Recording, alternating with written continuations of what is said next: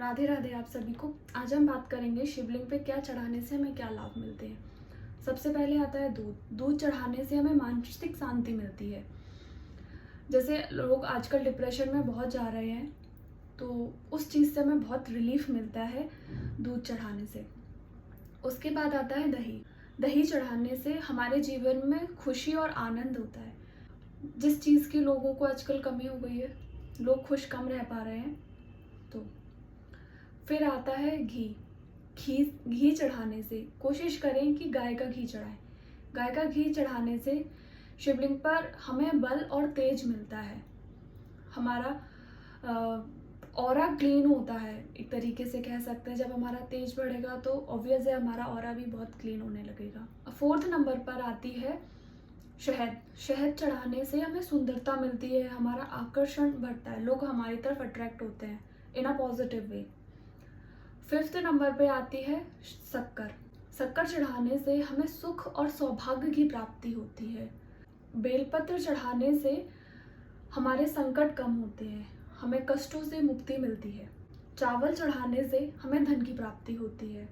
जिस किसी को धन की बहुत आवश्यकता हो, लोगों को होती भी है, तो अगर आप रेगुलर बेसिस पे भगवान शिव पर चावल चढ़ाएंगे तो अवश्य ही आपको धन की प्राप्ति होगी। और सावन में कोशिश करें कि एक नियम ज़रूर करें कि कुछ भी चढ़ाएं तो 108 चढ़ाएं। 108 चावल हो, 108 पीली सरसों हो, 108 जौ हो, कुछ भी 108 ज़रूर चढ़ाएं। सबसे आसान होता है, आप 108 जल के लोटे भी चढ़ा सकते हैं। छोटा सा कोई जल का लोटा लेके आप 108 बार नमः शिवाय का जाप करते हुए आप शिव जी पर जल अर्पण करें। केसर चढ़ाने से हमारा दाम्पत्य जीवन, हमारा रिलेशन बहुत अच्छा होता है, सुखमय होता है, और ये बहुत ज़रूरी है। तो आप केसर को डायरेक्ट भी चढ़ा सकते हैं, पानी में भिगो कर रख के आप उससे भी चढ़ा सकते हैं भगवान शंकर पे। केसर के जल से आप अभिषेक भी कर सकते हैं भगवान का। फिर आता है इत्र। इत्र चढ़ाने से हमें रोगों से मुक्ति मिलती है। जितने भी आजकल कष्ट हमें मिल रहे हैं, बीमारियां, रोज नई बीमारियां आ जाती हैं, तो उन सब से हमें बहुत रिलीफ मिलता है। इत्र चढ़ाने से हमें धर्म का लाभ भी होता है। इत्र भगवान को बहुत पसंद है। शंकर जी हो, ठाकुर जी हो, आप इत्र किसी को भी अर्पण करें। इत्र हमें भी बहुत अच्छा लगता है ना। जैसे हम कोई अच्छा सा परफ्यूम लगा लेते हैं तो सारा दिन खुश रहते हैं, महकते रहते हैं। तो जब भगवान को अर्पण करेंगे कोई चीज़, तो हमें धर्म का लाभ तो होगा ही। आंवला चढ़ाने से हमारी उम्र लंबी होती है।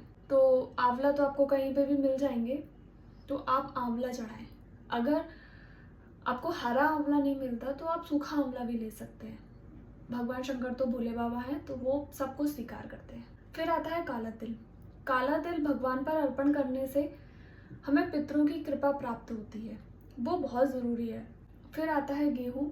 गेहूँ से हमें संतान सुख की प्राप्ति होती है। तो इस सावन मास में आप भगवान शंकर को बहुत आसान तरीके से प्रसन्न कर सकते हैं, छोटी छोटी चीज़ें करके। कोशिश करो कि आप करो, और सबसे बड़ी बात, नियम से ज़रूर करो।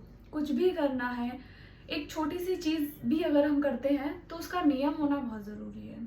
कोई भी चीज़ है, जब हम नियम से करते हैं, डिसिप्लिन के साथ करते हैं, तो उस इन रिटर्न उसका बहुत अच्छा हमें लाभ मिलता है, वो कुछ भी हो।